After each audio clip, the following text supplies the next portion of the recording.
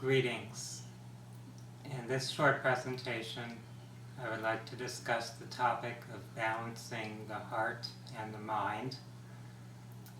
This could also be examined as working with both our emotional body and our mental body, our rational intellectual aspect and our emotional intuitive aspect. As human beings, we are given this task or challenge of developing and balancing these different aspects of ourself.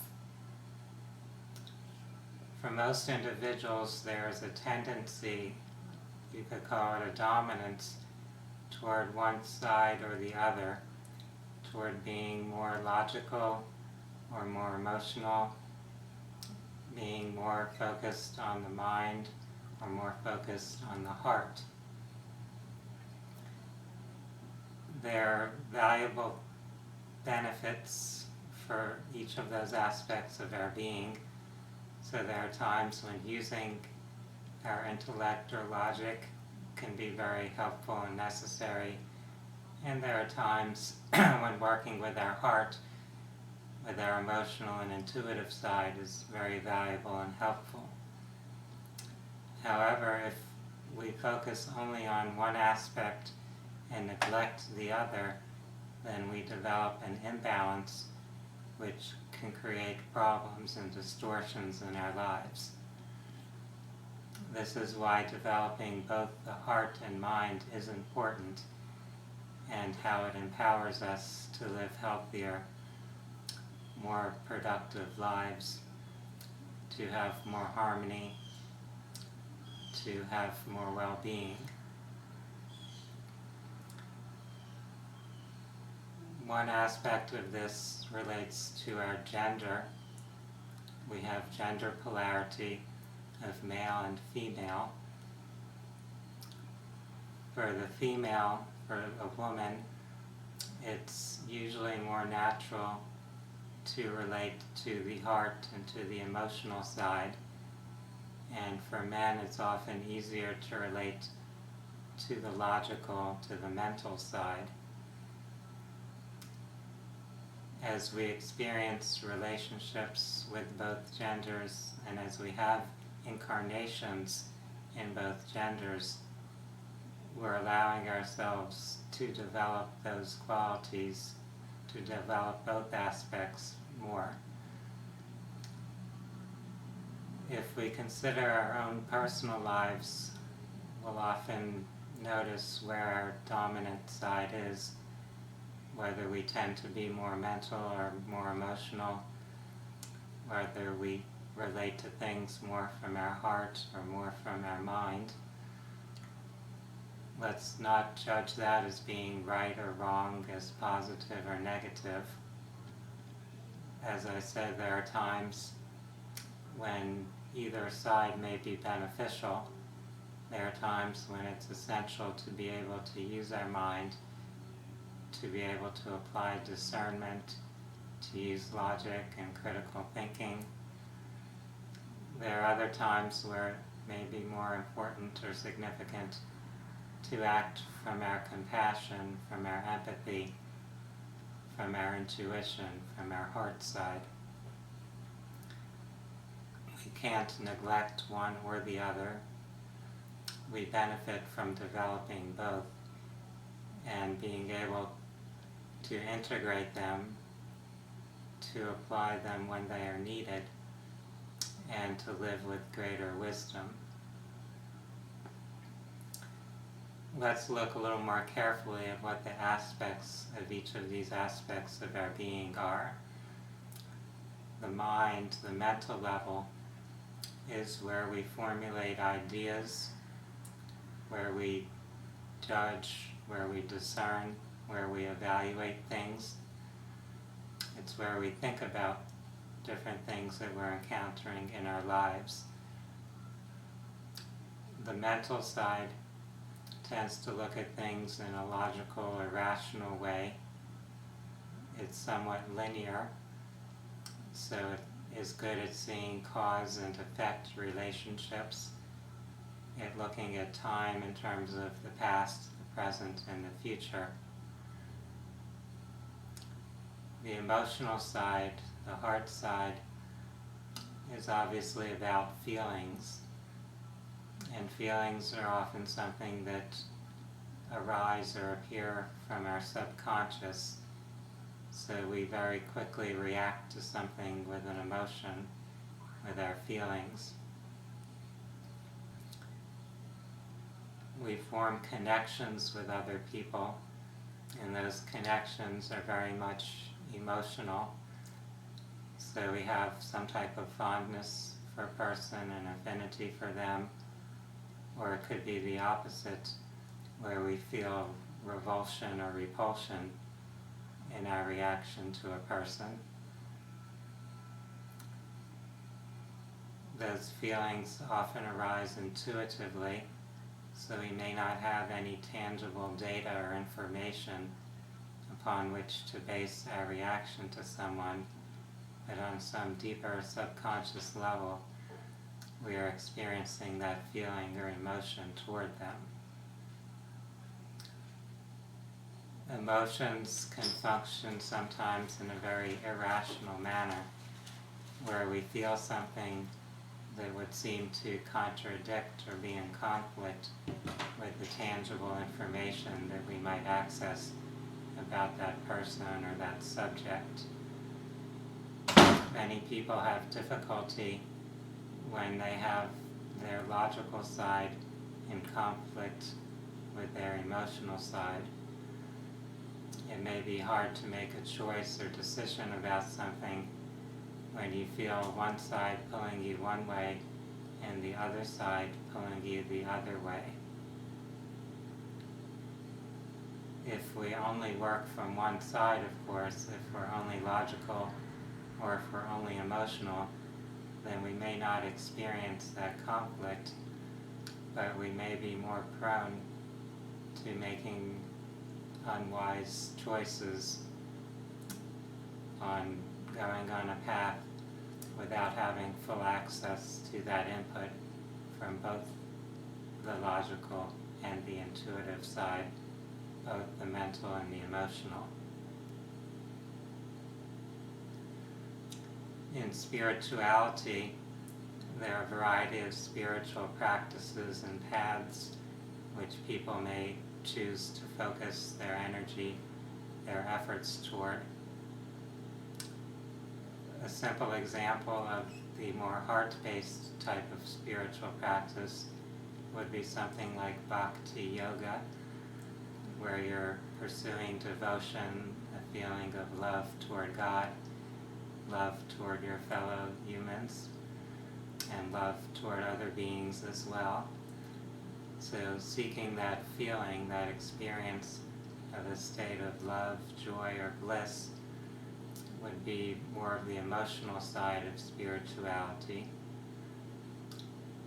An example of the mental side would be someone who is into some of the predictive arts like astrology, where you have to learn an intricate system. So there's a lot of mental effort involved in learning some type of system. It could also apply to people who spend a lot of time reading spiritual texts, perhaps memorizing those texts, memorizing whatever teachings or doctrines that are present in them. This is something that is common in some of the secret societies and mystery schools, where there may be a lot of study, there may be some type of test you're given to see how well you've memorized or learned something. Neither of those paths are inherently good or bad. They both develop useful qualities. However, people who choose one particular path may come to believe that their path is the right path or the superior path, and they may neglect other paths that could offer them beneficial skills or beneficial attributes. If we want to be more balanced and whole, it's good to consider that we can't rely on just one particular practice or path. There are multiple aspects to our being that would be helpful to develop. It's really quite common for people to focus on the path or the practice that already comes naturally to them.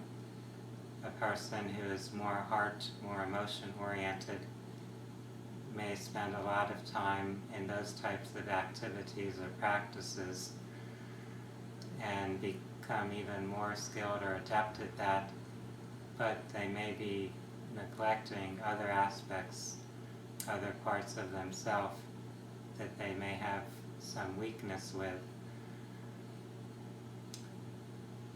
And when that happens, life may give you challenges that are showing you where you are weak, where you are neglecting things. There are many people that I've encountered in my work doing spiritual healing and psychotherapy who are very emotion-oriented, who are very sensitive, typically people who wish to be very kind and loving, who want to be of service to others. And yet these people often experience some type of abuse or mistreatment. It's quite common for these types of cases to arrive where the person who you would think is a very wonderful, loving, kind, caring person is the person who at the same time is being mistreated by others. In that case, that person may be failing to develop discernment. They may be failing to recognize when some other person is abusing or manipulating them in some way. And they also may be so devoted to this idea of being kind and compassionate and always presenting this loving, pleasant facade that they don't really express their true feelings when they are mistreated. They try to stay pleasant and kind and peaceful and avoid conflict rather than really confronting what they're feeling and speaking up for themselves when that would be appropriate. Another result or effect of that could be physical illness. I've seen many people who fit that general type of profile, that type of pattern or theme, who are outwardly very kind, caring, gentle types of people who end up with some type of serious illness. It could be an immune system illness, it could be a cancer, and in many of those cases the person has a lot of suppressed emotions, feelings that they've never processed. And those emotions, because they're still present in that person's energy, are disturbing the energy flow, the flow of life force into the body, and thus the body is starting to experience some type of disease or dysfunction. We do need to develop the ability to be loving and compassionate. However, we can't suppress our feelings. We can't avoid confronting our shadow or unpleasant emotions just to maintain that outward image of being kind and sweet. This is something that I encourage people who consider themselves as healers and light workers to be more conscious of. It's, in a sense, more important to be whole, to honor and integrate all parts of ourself than to present a loving, kind facade to the world around us. It's not our job to be perfect in that sense of never having a negative thought, never getting angry, never being anxious or afraid. We're here as human beings dealing with the realities of this plane of existence. And in this plane of existence, we do have to work with both aspects of ourself, with both the positive and negative emotions, as we would perhaps label them, with our masculine and feminine sides, with our hearts and our minds, with our emotions and our logic. All of those things are parts of the whole, and we can't deny or reject those without the universe, without creation giving us some feedback, showing us where we're out of balance. Now, the opposite form of imbalance, opposite in relation to the imbalance of being overly emotional or overly heart-based, would be those who are overly intellectual. Just as there are people who tend to go too much toward being light and loving and into being kind to everyone, there are people who choose the opposite side of being heartless. People who are seeking to be overly developed with their intellect, to be very clever in terms of using their intellect to get things that they want in their lives, whether it's in their career, in their finances, in using other people to get something in a relationship. People who focus on that logical side may neglect their heart, their compassion, their empathy, so they use the intellect only for some type of materialistic goal, only to satisfy some ego-based desire or need without consideration of others or for the overall well-being of all parties concerned. This is what some people would consider the dark side, the negative path, or the left-hand path. When someone is working in that way, being concerned only with their logical side and not having any compassion really, it is an accurate assessment and a way to look at them as heartless. That doesn't mean they don't have the potential to develop the heart, the emotional side. It just means they've chosen to neglect or suppress that. In the world that we live in, we often see people in positions of power who have chosen to take on that type of a path, where they use cunning and cleverness to gain power, yet in doing so, they cause lots of pain and harm and suffering to other people. From their point of view, they see that as superior, so they may not consider the possibility or potential that it's better to have balance.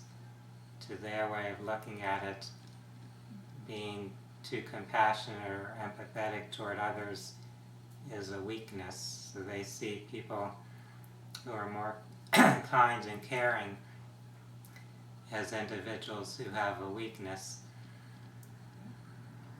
People who are more oriented toward the heart side may look at those who are more logical or more intellectually focused as having the weakness. Yet to fail to develop either side from a balanced point of view would be a weakness. So unless we're really whole, unless we develop both sides or aspects of ourself, we do carry a weakness that will lead to some type of difficulties or distortions in our life.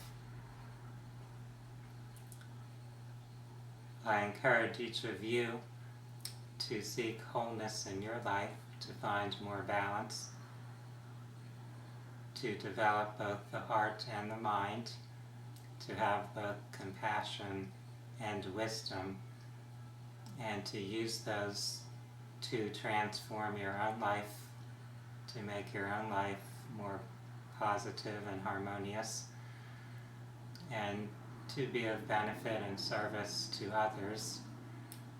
So to neither neglect yourself nor neglect the well-being of others, to understand that we're all part of a greater whole.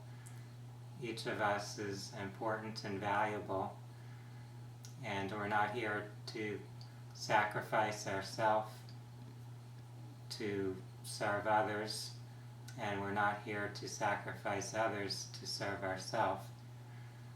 We're here to create greater well-being for all concerned, to create more win-win realities for the people in our lives, for the communities that we are a part of, for the countries, the societies that we exist in. Balancing the heart and mind is not something that's terribly simple. It's really a lifelong quest. We all have the opportunity to progress as we go on that journey, as we pursue our personal development. And there are many different spiritual paths and practices that can be useful and helpful. And we may choose one or more of them at different times in our life. It's helpful to consider that there is always more to learn, more aspects of ourselves to develop and integrate. None of us are perfectly enlightened. None of us are completely actualized or realized. We all have much more to learn, much more to develop. We all have additional experiences to integrate into our being, not just in this current lifetime that you're existing in, but in all the many other lifetimes and incarnations that your soul is choosing to experience and bring into itself. Creation is limitless. There is always more to explore and experience. Here in this earth plane existence, balancing our heart and mind, developing our mental body and emotional body are significant aspects of what we have come here to accomplish, what we have come here to explore and master.